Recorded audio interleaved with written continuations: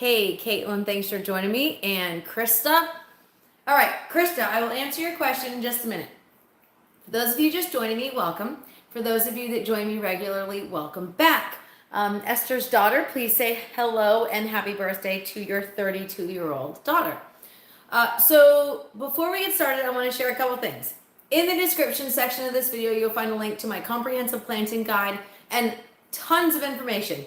The new arrivals for 2025, lots of awesomeness. But there are also two awesome announcements I need to make as well before we get started on all this awesomeness tonight, because today we're going to talk about feral gardening and some fun stuff that we're doing for spring.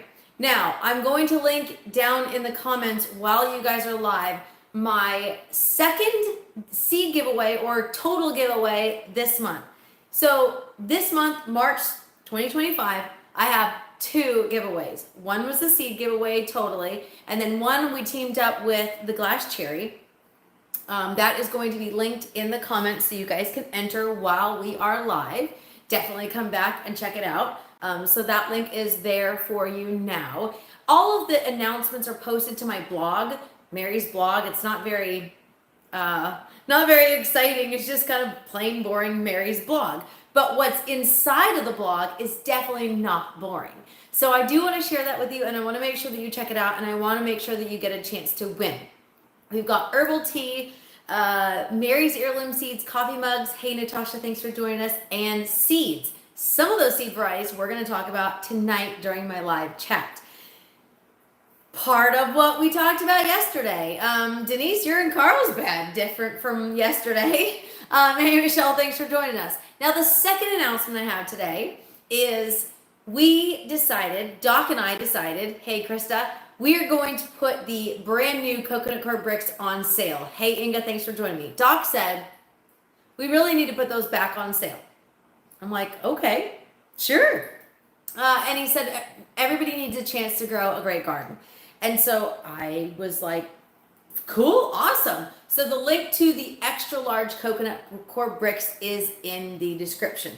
So I'm going to go ahead and answer Krista's question. Now that I got my announcements out of the way, I'm running around. I have no shoes on today. I'm in the kitchen. So you just get to see me as feral as can be. My tomatoes and peppers starter seeds are growing beautifully. Is it recommended to add fertilizer before the second set of leaves? So here's my caveat to that. Usually I wait till they have their second set of true leaves before I fertilize. And I use a diluted batch of my own mountain flower compost tea. However, it totally depends on your plants. If they are slow to grow, you want to add fertilizer early. If they are thriving and they start to yellow, then you want to add fertilizer early as well. I always use a liquid fertilizer just because it's easier. You can also use worm castings tea. I've got a video on making your own worm tea. No, it is not an edible variety of tea, so definitely don't drink it. But it really depends on the progress of your plants. I have fertilized indoors as soon as 1 week from your seedling germinating and popping out of the ground. So don't over fertilize, because if you do that, you're going to have green, beautiful growing plants, and then maybe down the line you might have issues. But in general, when you have smaller seedlings, you want to make sure you use a diluted version of a liquid fertilizer because you don't want to burn them. Super important. But yes, I do usually wait until they have their second set of true leaves, but if they are showing any signs of weakness, if they get yellowing or they are showing a nutrient deficiency, definitely feed them. Now, what kind of awesomeness do I have behind me here, and what are we talking about today? Today is the first official day of spring. Hey, everybody, happy spring. So Esther's daughter says it's your daughter's birthday. My husband and I got married on the winter equinox. So our anniversary every year is the first day of winter. So it's kind of fun to have that as a special day. So happy birthday to your daughter again. Now, during my live chat last night, I showed so many awesome varieties, and I hope you enjoyed it. But one of the questions that was asked was about wild arugula that I mentioned, because I planted wild arugula and it went wild, as the name suggests. So the question was, what other varieties grow wild like that, where you can pretty much plant a feral garden and just let it go crazy? Now I will say this, my wild arugula was watered on a regular basis because it's East Texas. Sometimes we get water, sometimes we don't. Sometimes we're in a drought warning and it's like, ooh, my plants are gonna die if I don't water them twice in a day because it's 110 degrees outside. So some of my containers in that same area where the wild arugula was, they now have wild arugula growing again. So I wanted to share with you a couple of varieties that are wild and more so that will continue to produce year after year after year. But these are not necessarily perennials we're talking about. Most of these are going to be annuals that will self-seed.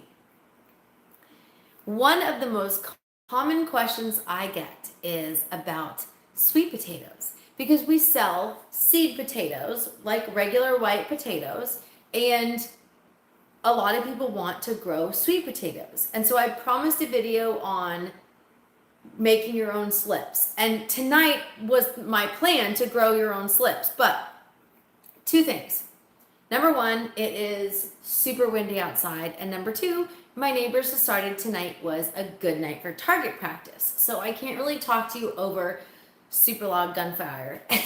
It's just not it's not what I want to do tonight. So I missed a bunch of comments. I'm really sorry. For some reason I didn't see any of these comments. I apologize. See, at least you have pants on. Technically, yes, I have pants on, Mom. Thank you.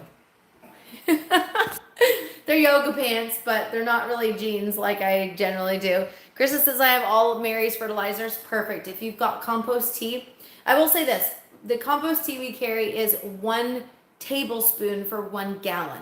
So if you want to do the math and use less of it, you can definitely like add maybe a half a tablespoon to a full gallon if you want a diluted version of it. So that's another option for you. Hey, Jeffrey, thanks for joining me. Krista, happy spring. Not for Nothing Home said happy spring. Hey, Mom. Does a patty pan squash grow in a bush? Yes. For those of you just joining me, Denise Porter is my mother, and she is awesome. She is my biggest cheerleader. She is always like sharing my stuff and being awesome. But I do have this thing about pants. I have this meme that I shared not that long ago, and it was like, coffee doesn't wear pants and coffee doesn't care if you wear pants because pants are stupid. I'm not in I'm not in jeans. I'm in like socks and yoga pants or something like that. I don't even know if you can call them pants or leggings. But you know, it's Thursday and I've had an extremely long day. And tomorrow, not only am I going to do seeds, I'm also going to dig up more of these things, which I'm going to share with you in just a minute. Krista says comfy pants. Yeah, pretty much, because you can only see from here up, so we're good. But on Saturday, I'm going to be in Marshall, Texas. And I mentioned this on Facebook Live. These people are awesome. Okay, I butcher this every time and I'm really, really sorry. The garden thumbs up or green up, I promise you I will share this in an email because these people are amazing and my brain is not computing what their group is. All I know is the important part. They have a they have a plant sale that is benefiting the animal adoption center for Marshall, Texas. If you know anything about me, you know we are animal people here and we want more animals to be adopted. So I will be in Marshall, Texas at the Petals and Paws 3rd annual event this Saturday. It is 9 a.m. till 3 p.m. That's a very long day for me outside. But I will be in the plant sale area. I will have seeds to sell. I'm looking forward to seeing you as well, Diane. Thank you. It's such an awesome opportunity. I was literally at the Gregg County Master Gardeners event. I was in the middle of teaching about building healthy soil, and I received a message on Facebook, and she said, hey, one of my friends is at the Gregg County Master Gardeners Group, and we would like to have you set up at our Marshall, Texas event. It's our 3rd annual. There's going to be food trucks. There's going to be things for kids like bounce houses. I don't know for sure about bounce houses, but there's things for kids to do. There's food trucks, which I think Doc might be happy about. Hey, David, thanks for joining us. Yeah, it's crazy out here too. It is so windy. I had to go live inside. So I will be in Marshall, Texas, and I will share that post in an email tomorrow. I'll share an image on Facebook as well if you haven't already, and I'll share it on YouTube as well. If you are anywhere near Marshall, Texas, this is definitely an event to go to. So without further ado, I've already talked a bunch about random stuff tonight. Let's talk about some feral gardening plants to grow. Inga says, I just looked them up. Green thumbs up garden. Thank you so much. I knew it was thumbs. I knew it was green. So thank you very much, Inga, for sharing that with me. All right. The first on my list of feral crops to grow is sunchokes. And this is dirty. You're just going to have to deal with it because it's the garden. I actually promised that when we moved into this house, I wouldn't bring dirt into the kitchen. Sorry. Because I brought dirt into the kitchen. These are sunchokes. Some people call them fartichokes, which is hilarious. I laughed out loud today. So these are massive tubers. Some of them are teeny tiny and some of them are massive. So I'm going to put this down really quick so that you can see. I'm going to get dirty here. We like getting dirty here. This is one massive tuber, and I'm going to try not to drip dirt all over the floor. Sorry, Doc. But this one's a teeny one, and it's already sprouted. Has anyone here ever grown sunchokes? They're also called Jerusalem artichokes. So this is what I would consider survival food. Inga says, if you sell them again, I would love some. My last batch did not make it. Yes. So for those of you joining me, I will have these available. I'm not going to be selling by the pound anymore because it's just literally you need like 5 tubers to have tubers for the rest of your life. This bowl and 3 others is what came from just soil. So let me talk about that right now. And I got a tiny little plate of them. So these I accidentally chopped in half. So I'm going to share with you what they look like. So this is what the cleaned outside looks like. It's a tuber. And this is what the inside looks like because I chopped it with my shovel while I was digging them up today. So Jerusalem artichokes, I grew them in a container and I love them and I thoroughly enjoyed growing them. And if you want more, I will have more and I'll explain that in just a second. So if you are okay with something spreading feral in your garden, definitely plant these because I reused soil in a raised bed from a container that had sunchokes in it. Somehow we had, I'll tell you that in just a second, Krista. Somehow we had tiny little tubers that ended up in the raised beds, and that's how they spread into a brand new raised bed. So they are amazing. You can literally plant them one time and never have to plant them again if you allow them to continue to grow, or if you just take literally one tuber. I can take this tuber right here. It already has a root coming out of it. You may or may not be able to see that. There you go. You can plant that and it will grow and you will have tubers. Sunchokes are in the sunflower family. The taste is a cross between tomatoes, potatoes and an artichoke, hence sunchokes. It's also called Jerusalem artichoke. Raw, they are crunchy, similar to a water chestnut. So you could just chomp on that if you wanted to, raw, and you're good to go. Kind of fun, right? So I will have these available by special order. Here's the thing, and I mentioned the Marshall, Texas event tomorrow. These tubers are ready to ship tomorrow, and I struggle sometimes to harvest these and ship them immediately. So I will say this, if you are interested in sunchokes. If you are seriously interested in them, not like maybe wishy-washy, send me an email tonight. Send me an email with the subject of sunchokes. We're probably going to sell like 5 or 6 for $10 and plus the shipping, which is like $4.50. And those can ship out tomorrow, but they have to ship out tomorrow because they won't really last very long this way unless I soak them in water and do all this stuff. And we have a busy weekend ahead of us, so I won't be able to do that. So if you are interested in sunchokes, my email is mary@marysheirloomseeds.com. I may not be able to accommodate everybody because I only have so much. Natasha, I planted these in full sunlight literally in the middle of my garden, in the heat in Texas, very little watering, and they thrived. And then when I harvested them and sent some to Inga, I ate some as well. Literally these popped up in another raised bed. So I wouldn't recommend reusing them because every now and then a tiny little tuber will create a whole plant. So companion plant.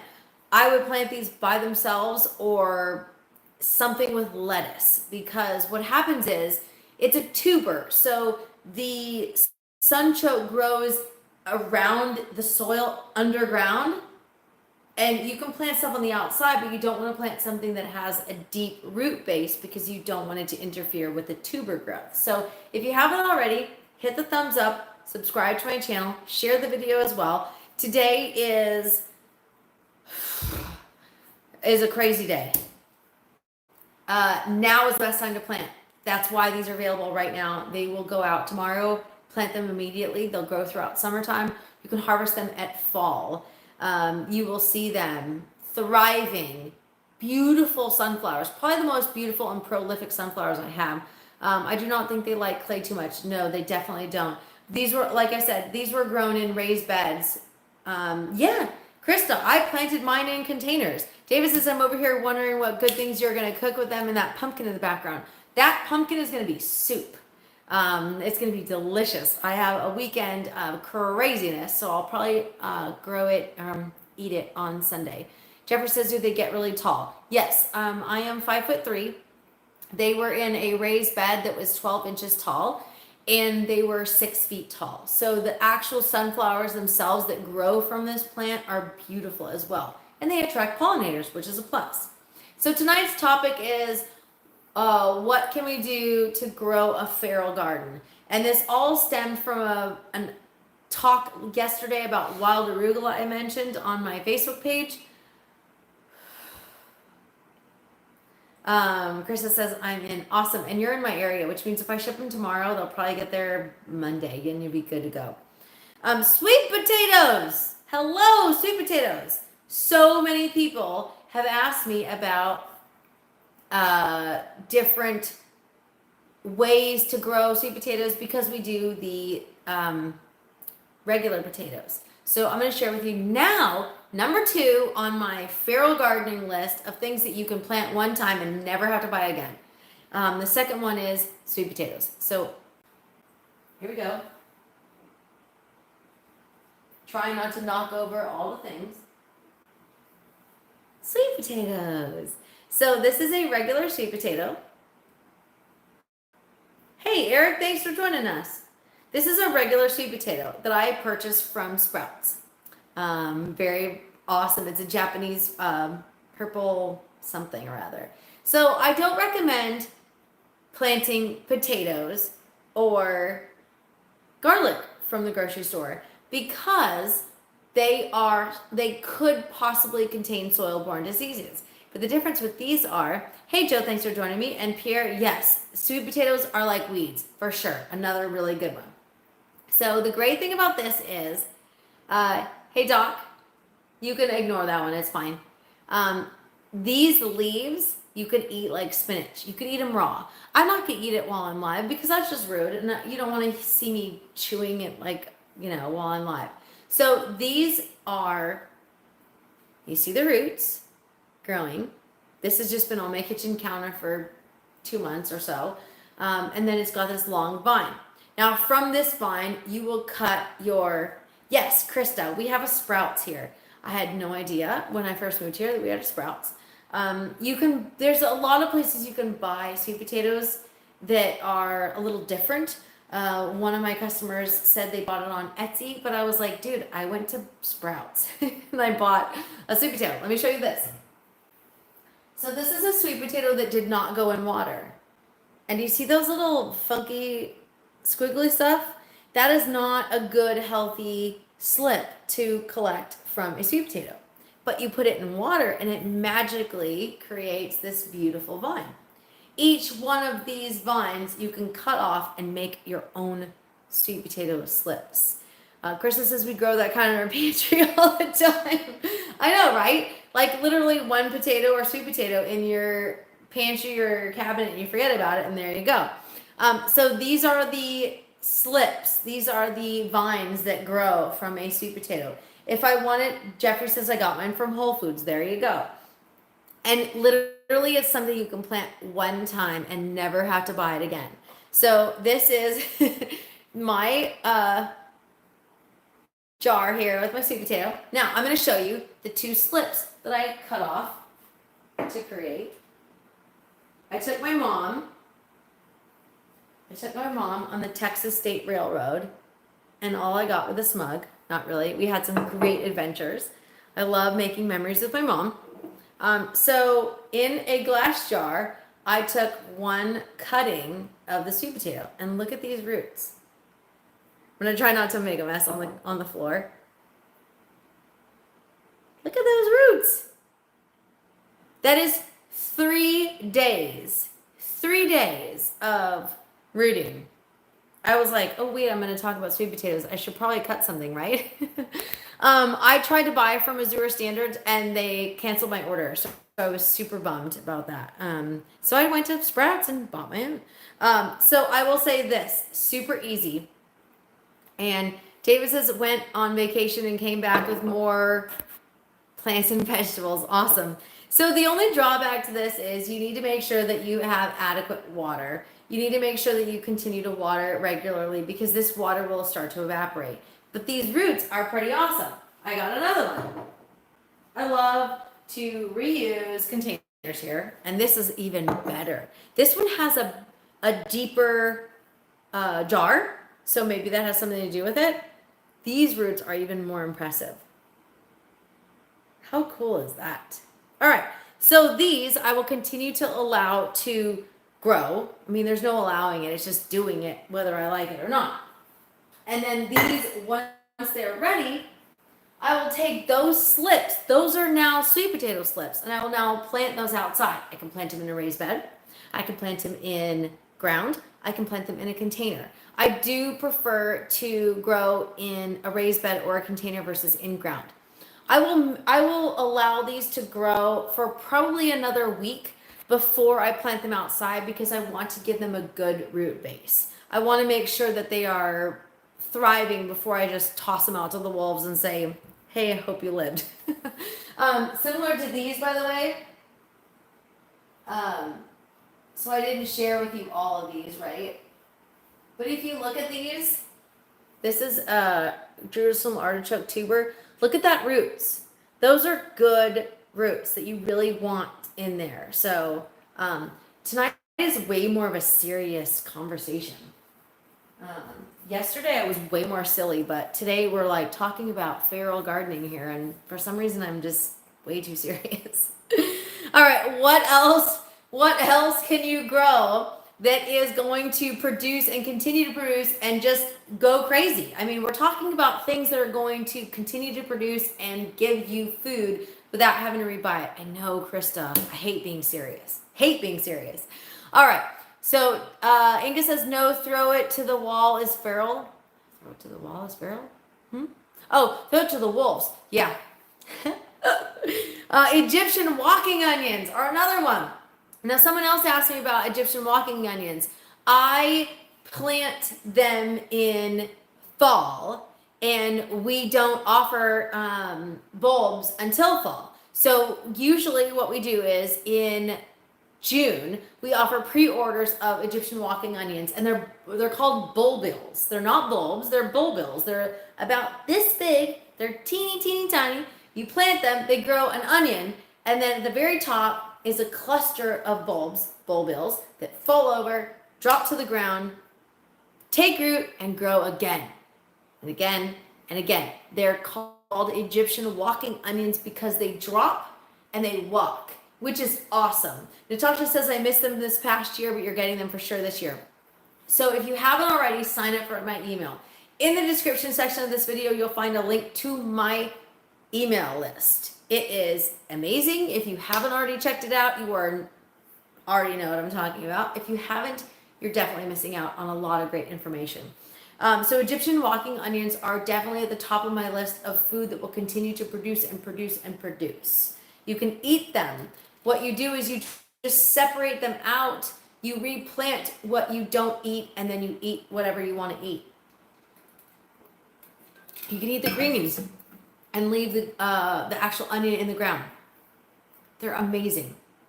So definitely number 3 on my list today is Egyptian walking onions. Now, I talked about wild arugula last night in my live chat. The next one on my list is borage. Borage is one of those that people love or they hate or they love to hate. I've had people tell me that I should never sell it because it is toxic to animals, dogs specifically. But the problem is, if you have an animal in your property, you should know what might be harmful to them and not plant it, or plant it in an area that they can't get to it. And from what I see, borage is not going to kill your animal. It might make them sick. And I've got cats, and pretty much everything makes them sick every now and then if they eat too much of it. I brought in catnip last night during my live video. Cats ate it. Fortunately, there was no, barfing up green stuff yesterday, so that's a plus. But borage is one of those things that is amazing. It will reseed. It will drop a seed literally everywhere. Now, if you don't like borage spreading, you literally just take those seedlings, pluck them up, and eat them. The seedlings are edible. The seedlings are also great to feed your livestock. So if you've got chickens, they will love it. Very cool. Jackie Jack says, my cat likes rose petals. I literally can't keep any flowers in the house. I had a little bouquet of catnip yesterday, and I put it on my table for my live video. And then when I was done, I had to take half of it out and give it to the cats because that's what they like. And I'm going to talk about a couple other things that I use in the garden that my cats like as well, that are also very, very feral. Dandelions, purslane, clover, chickweed, all of these are weeds. A lot of people look at your gardens and they're like, spray, spray, spray, spray, spray, because that's not grass. I'm here to tell you that you can eat the weeds. You should be eating the weeds. Purslane is one of the most common weeds grown in the garden or grown in your grass that you should be eating because it's good for you. You should not be eating it wild if it's on the side of the road because you never know what might be contaminated with it. Natasha says my cats always go after houseplants. Natasha, this is why I don't have houseplants. Because I have cats that just don't work with them. Esther's daughter says, can we buy just one? Yes, ma'am, you can. All you need to do is send me an email and let me know. So I mentioned dandelion, wild dandelion. We sell those seeds, but you can actually buy them as well. Krista just said, I just learned that no mow March to save the pollinators because they are just waking up. Absolutely. I haven't mowed my yard, mostly because I don't want to. Natasha says we're eating all dead nettle, henbit, chickweed. Chickweed's on my list as well. Clover as well. So those are all things that you can grow. We sell the seeds, yes, but oftentimes you can find them out there. Purple dead nettle is beautiful. Chickweed is beautiful. Not necessarily in my garden beds because I get a little annoyed with that, but you can definitely do it. All right, so ramps are next on my list. Ramps are listed under what is henbit. Henbit is a weed, but it is an edible weed that people use in their salads. You can eat it raw. I will be out in my garden and eat it as well. So it's definitely one of those really good ones to grow if you really want to. Ramps, I mentioned. It's also called wild leek. Now here's the thing about that. You people that live in colder areas with forests, you probably have ramps growing in your forest. If you have, it's all right. If you have an area that gets damp and moist and dark, that is undisturbed, you might actually have these already growing. We actually sell the seeds. Here's the thing though, from seed to harvest is about 7 years. So, hey, Sean the gardener from Cornwall, England, very cool. My granny was from England, from London originally. Denise Porter says, I planted mine, ate everything I saw, and they grew back. Very cool. I like to hear that as well. So ramps are something that are great to grow. What you want to do though is you want to plant the seeds in an area that will be undisturbed, that gets lots of water, that basically just is ignored, that might be a little swampy, and ramps are a great option for you as well. Not underwater, but a little swampy. Natasha says, oh, and wild violet, our yard is covered in it. Very cool. I love to hear that. Foraging is very good. So a couple other things that might be wild. Yes, I heard about the Ramp Festival. A couple other things you might want to grow that are wild, that will continue to spread and continue to grow. Wild strawberry, we sell that as well. Chicory. Chicory is something some people use as an alternative to coffee. I will never give up my coffee. Sorry, not going to do it. But chicory is a great option. The root people use, and they grind it up to make a substitute for coffee. Not gonna do it. But the flowers are beautiful, and you can put those flowers in your garden. You can put the flowers in your salads. It makes a beautiful presentation. If you're making like cupcakes or a cake and you want to have like little pretty blue flowers, borage and chicory are excellent for those because they're edible flowers. Black mulberry is another one. I've had a lot of people give me grief about selling black mulberry seeds because, oh my goodness, they're invasive. People need to realize the difference between invasive and easily reseeding. They're completely different. Black mulberry is not invasive. It is a native plant to the U.S. So you definitely, just throwing that out there at you. Black mulberry has been around in the U.S. for a very long time. So I definitely am not going to say that it's invasive. Yes, it will spread, but that doesn't make it invasive. Natasha says, my husband likes chicory coffee, and I'm like, nope, gotta have the real thing. Yeah, I feel you on that one too. All right, so let's talk about the mint family, the dreaded mint family. Everybody wants to talk about the different spreading like wildflower mint family. So if you are new to growing, you may not realize this, but there are a couple of varieties in the mint family that will spread like wildfire, maybe wildflowers too. Hey, Asia Joe, thanks for joining me. Mint spreads. If you don't want it to spread, either don't plant it. I would never suggest that. Or plant it in the container. Or enjoy the spread. If you are trying to grow what I call a feral garden or something that will continue to feed you for years and years, plant mints. Do it. Oh, thank you. Sean the gardener says we grow mints in containers here. So I have planted mint family plants in my raised beds and in containers. I have zero issues with it. I love growing it, and I love that I can go out there and harvest anytime I want to. Peppermint, spearmint, lemon balm, catnip. Those are my top 4 that I have growing out in the garden right now that I will always have an extensive supply of these varieties because I have put them in an area where I'm okay with them spreading. I will say this, spearmint, when I was cleaning out a bed, I realized that there was a baby bunny family growing in it because it went so wild last year. So what I did this year is I know that I don't want to disturb the baby bunny family, which will probably bite me in the behind later on, letting rabbits grow in my garden, but it is what it is. So what I did was the outer area of the spearmint, I dug my hand around the area and I pulled the runners out. And I didn't just pull the runners out. I pulled some of them out and I threw them away because I don't want to compost them and have them be growing.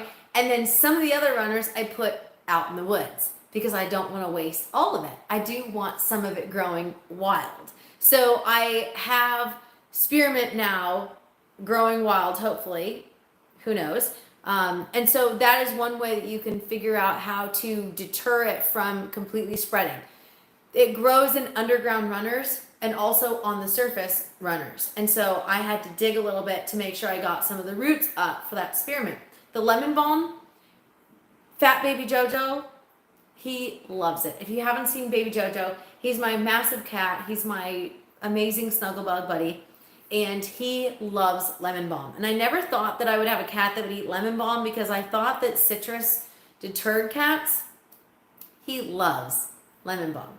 Now my other two orange cats, they love catnip, but they love fresh or dry. Who knows? Sometimes they roll in the fresh stuff and then they eat the dry stuff. I have no idea. So those are a couple options that I really love. Peppermint, I love to make tea out of. Lemon balm, spearmint, catnip, I make tea out of all of those. So those are varieties that are definitely feral. They will take over. I had a friend who said she planted mint in her front yard and just smelled like a mojito when she would mow. So, I mean, it really just depends on what you're looking for. I actually had somebody specifically ask to buy catnip seeds in bulk so that they could have it take over their grass because they didn't want to have a lawn anymore. So, those of you who have enjoyed my video, thank you very much. Hit the thumbs up, subscribe to my channel, and share the video. Way too serious tonight. Sorry about that, guys. I'm usually like, today's topic was happy spring and feral gardening because we talked about sunchokes, we talked about sweet potatoes, we talked about mint family, we talked about tubers, we talked about all kinds of awesomeness that will continue to thrive and come back every year. So if you're like me and you like to grow stuff that will come back and also kind of a survival garden, if you want to talk about it in that sense, these are all great varieties for a survival garden. And maybe that's why I'm a little more serious today. Egyptian walking onions, I mentioned, will be announced in June. So keep an eye on that. Sign up for my emails if you haven't already. And if you want the sunchoke shipped out to you tomorrow, send me an email. My email is mary@marysheirloomseeds.com. Yes, sometimes it takes me slightly more than like 15 minutes to get back to you in an email. So just give me a little patience. All right, everybody. I am Mary from Mary's Heirloom Seeds. I'm going to sign off and make some dinner here. If you've got any questions, send me an email. Check out my links that I shared in the description section of this video. And happy planting.